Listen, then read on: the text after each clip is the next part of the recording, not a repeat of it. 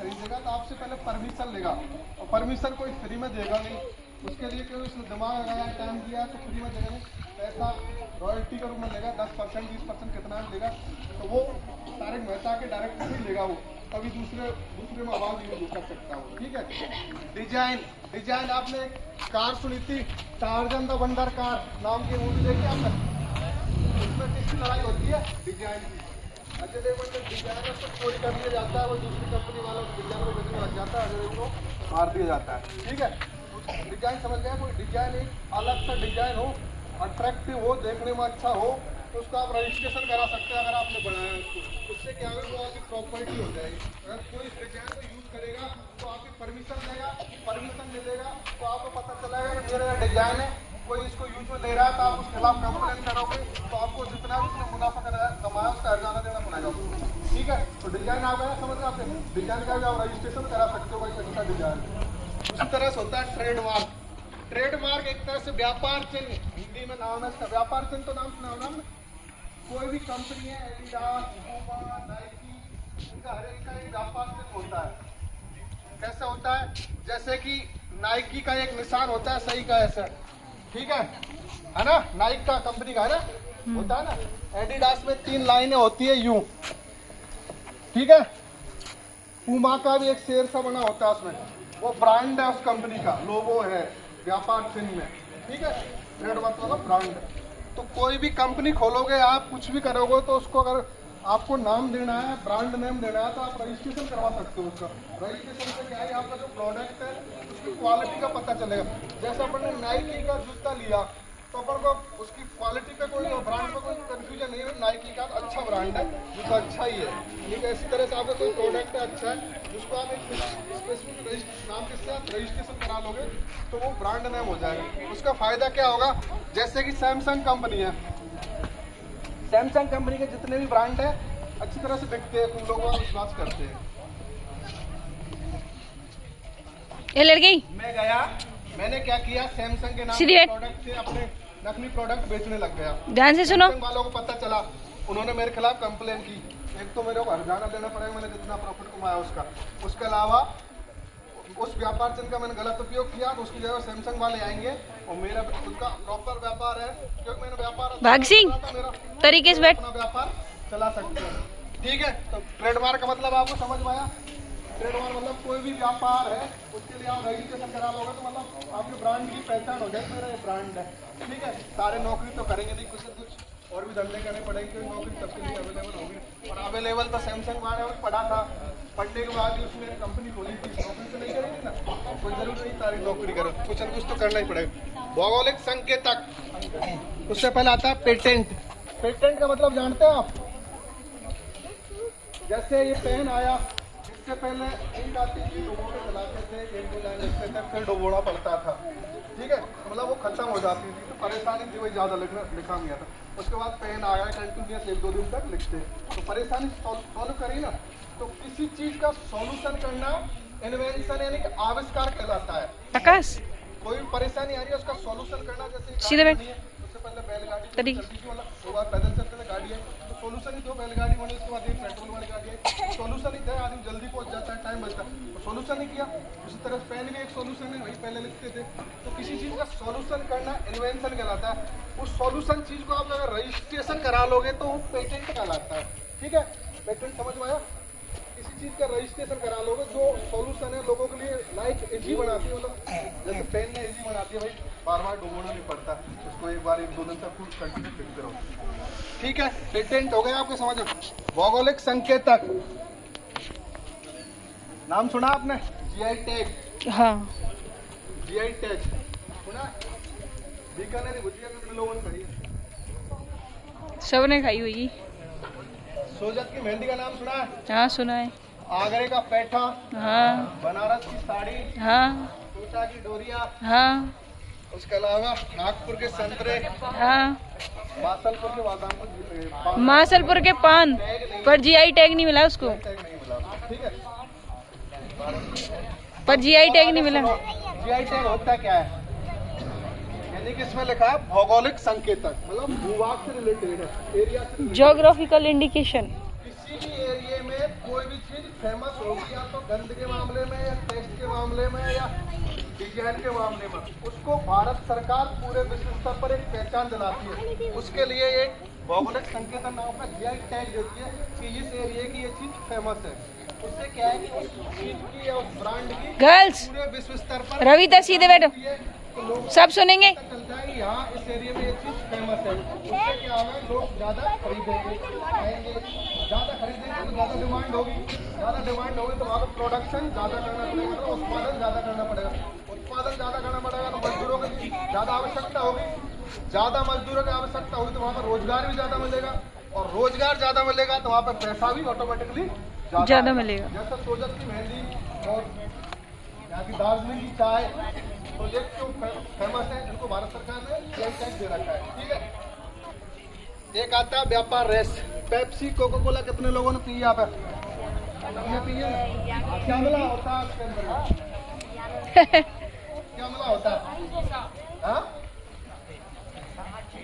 कांच मिलता कट जाता है ऊपर से। क्या मिला होता है इसके अंदर पता है आपको? दवाई खाते हो, दवाई में पीछे लिखा होता है इतने एमजी का ये है, सिरप लेते हो तो उसमें लिखा होता है इतने एमजी का ये है। सीधे बैठ जाओ अजय और वीरेंद्र और तरीके से। कोई पता नहीं है ना, तो वो आज तक रहस्य है। वो कहते हैं उसको व्यापार रहस्य, उन्होंने उस व्यापार का रहस्य छुपा रखा है। जैसा कोई मिठाई वाला कभी नहीं बताता मैं मिठाई कैसे बनाता हूँ, घर में बनाता है, भीतर सुबह ला कर रख देता है, कहते यार इसकी मिठाई अच्छी है, पता चला कैसे बनाता है वो, दूसरा वाला बना लेगा और उस दिन पता चल जाएगा कि पड़ोसी को, तो वो भी हमारी दुकान खोल लेगा बगल में, सेम टेस्ट। अरे इसी तरह से ये भी व्यापार रहस्य नाम की सब चीज है, इसको भी भारत सरकार एक प्रोटेक्शन देती है। लड़के कोका, पेप्सी को बातें मत करो, ध्यान से सुनो। ये बिस्लरी है, इसको भी दे रखा है। ठीक है, तो उसको क्या है, भारत सरकार एक कोई भी मिठाई हो या कोई टेस्ट में अच्छी हो, कोई कंपोजिशन हो, उसको भारत सरकार एक वो बनाती राइट देती है कि यानी आपका कंपोजिशन है सुरक्षित रहेगा। आपके बाद आपको कुछ हो जाता है तो आपके आने वाली पीढ़ी को इस कंपोजिशन के बारे में बता दी जाए कैसे मिला के कैसे रेसिपी बनाएंगे। ठीक है, इसका भी एक डॉक्यूमेंट होता है, ट्रेड सीक्रेट यानी व्यापार रहस्य बोला जाता है। ठीक है,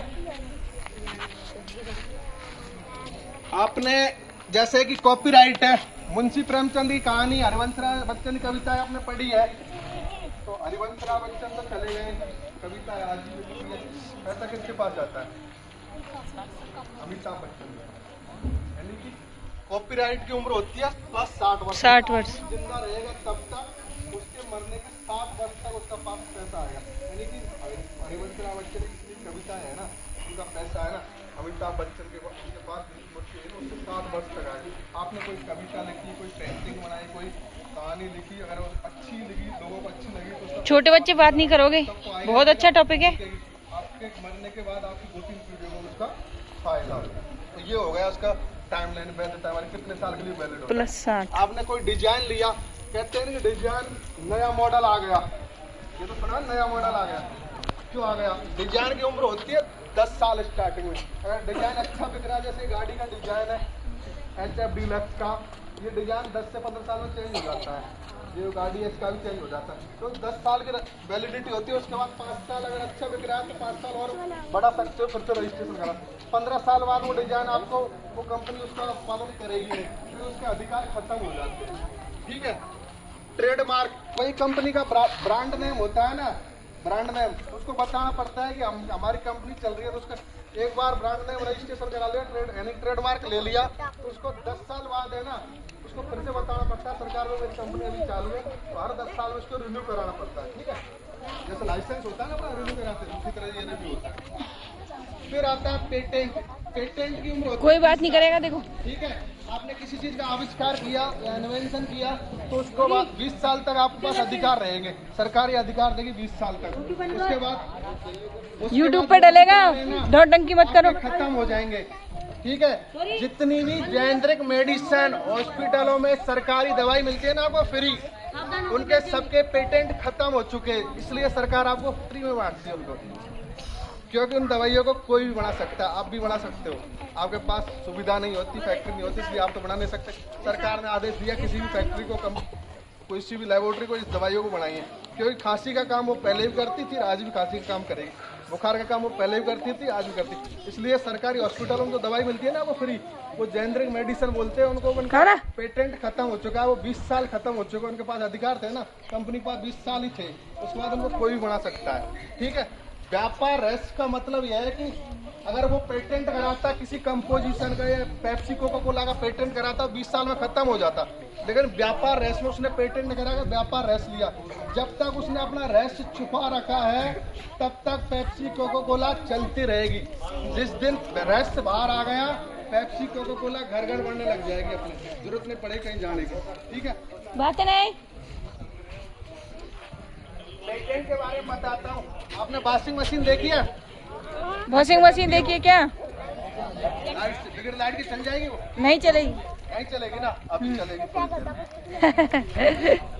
एक लड़की है रामना नाम की, आंध्रा की, अपने अच्छा। यहाँ गर्मियों में घूमते हैं अपन, तो वहाँ पर प्रोजेक्ट वर्क चलता है, तो किसी कंपनी के साथ या फैक्ट्री के साथ, किसी लेबोरेटरी के साथ वो टाई अप करते, प्रोजेक्ट वर्क करते जाने दो, तुम सुनो। तो यानी कि 1.5 महीने का 1 महीने का, तो उसमें क्या है कि जो भी नए नए वो लेते प्रोजेक्ट, उन पर काम करते हैं, वो प्रोजेक्ट पर काम करने अरे लड़के क्या हो रहा है? अच्छा काम किया तो वो प्रोफेसर तो होते ही है, उनको ठीक है, तुम नहीं और लीप सुनो ध्यान से। उनका रजिस्ट्रेशन ऐसे जाएंगे जैसे बचाव दल है। तो भाई ये चीज अच्छी है, रजिस्ट्रेशन करा सकते हैं। सुनो ध्यान से। क्या किया, वॉशिंग मशीन में से मोटर को हटा के साइकिल से घूमने, पैडल से घूमते हैं ना, वो रोटर लगा दिया और वो वॉशिंग मशीन काम करती है।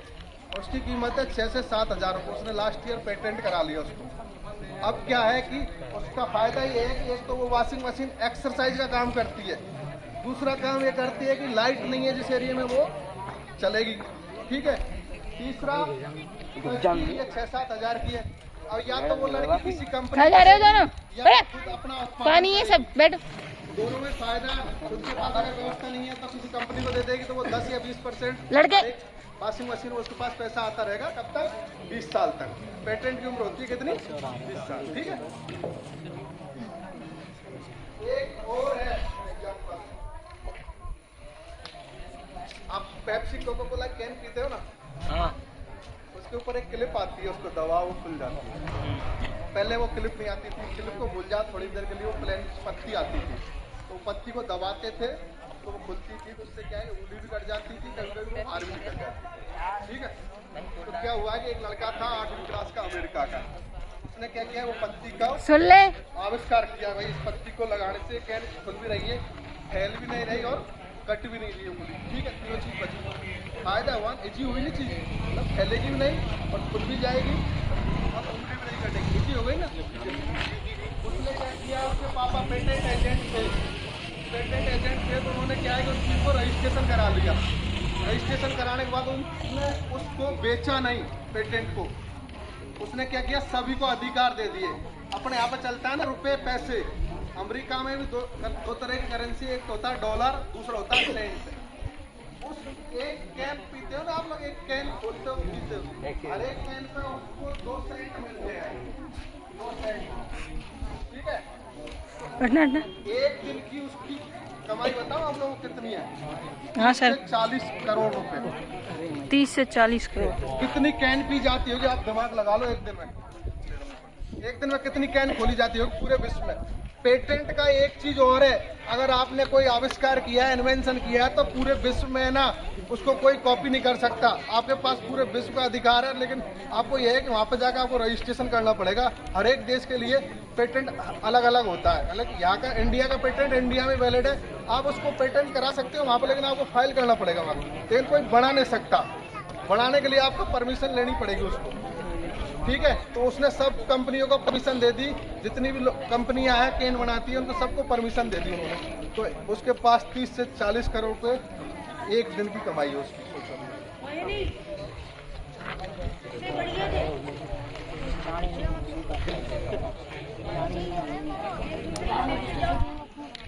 ताली बजाओ, हो गया प्रेजेंटेशन।